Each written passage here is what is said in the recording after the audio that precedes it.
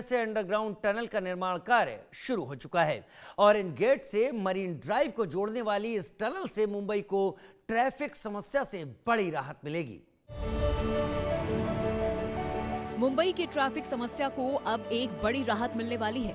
देश के पहले पूरी तरह शहरी भूमिगत टनल का कार्य आधिकारिक रूप से शुरू हो चुका है, जो सीधे ऑरेंज गेट को मरीन ड्राइव से जोड़ेगा।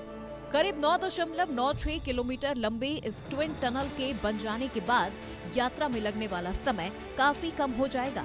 अभी जहां 45 से 60 मिनट लगते हैं, वो घटकर सिर्फ 10 मिनट रह जाएगा। ये दक्षिण मुंबई और ईस्टर्न फ्रीवे के बीच सबसे तेज कनेक्टिविटी बनेगा।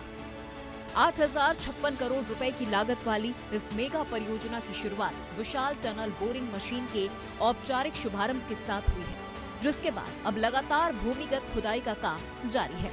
हर टनल में 2 ट्रैफिक लेन के साथ एक अलग इमरजेंसी लेन भी होगी, ताकि पीक आवर्स या किसी संकट में भी यात्रा सुगम और सुरक्षित बनी रहे।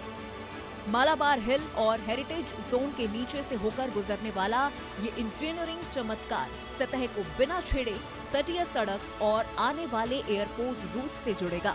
इस टनल से मुंबई की रोजमर्रा की यात्रा हमेशा के लिए बदल जाएगी।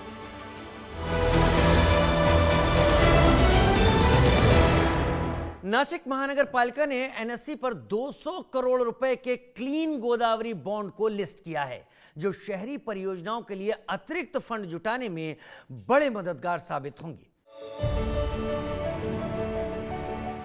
नासिक महानगर पालिका ने 200 करोड़ रुपए के क्लीन गोदावरी बॉन्ड 2030 सीरीज 1 को नेशनल स्टॉक एक्सचेंज पर सफलतापूर्वक सूचीबद्ध किया है, जिससे ये पूंजी बाजार में सीधे फंड जुटाने वाली चुनिंदा नगर पालिकाओं में शामिल हो गई है।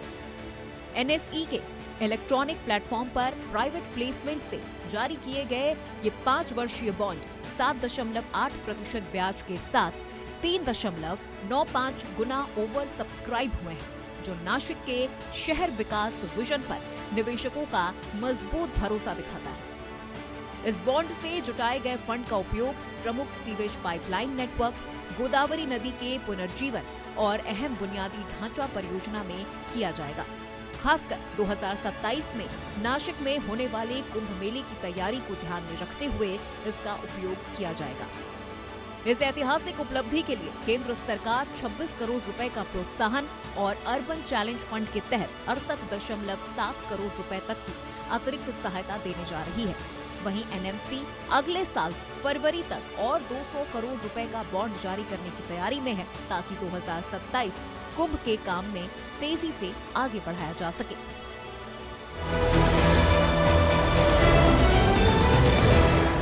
कृषि, ऊर्जा और डिजिटल सहयोग के लिए महाराष्ट्र पापुआ न्यू गिनी के साथ व्यापारिक संबंध मजबूत करने की तैयारी कर रहा है।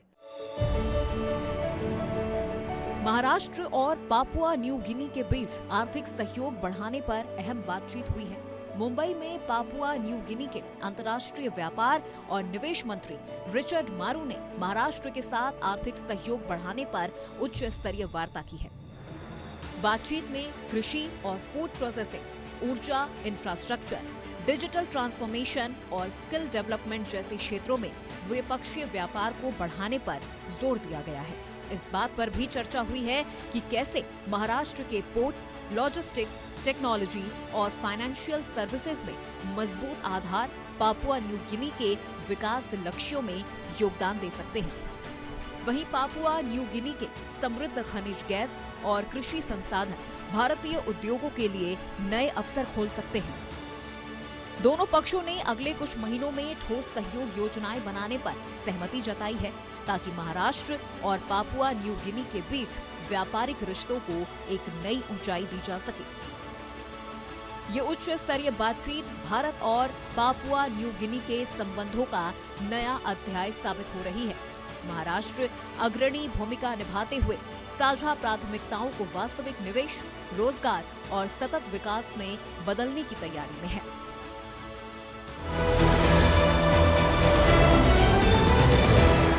महाराष्ट्र के हर गांव और जिले से अंडर 13 फुटबॉल प्रतिभा खोजने और निखारने के लिए शुरू किया गया मेगा अभियान प्रोजेक्ट महादेवा अब औपचारिक रूप से शुरू हो गया है।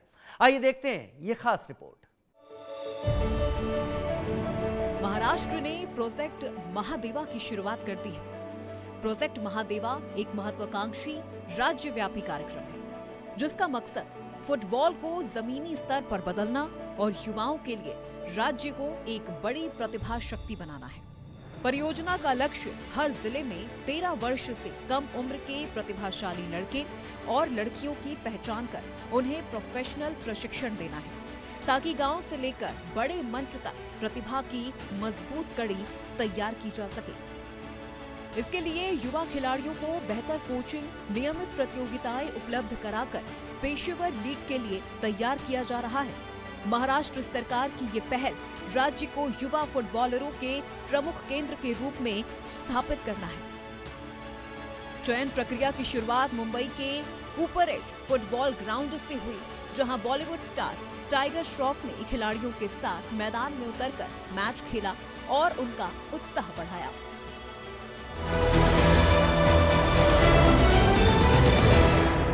महाराष्ट्र की 1% अनाथ आरक्षण नीति से अनाश्रित युवाओं की जिंदगी संवर रही है। सरकार की इस महत्वाकांक्षी योजना से अब तक 862 युवाओं को नौकरियों और शिक्षा के माध्यम से आत्मनिर्भर बनाया जा चुका है।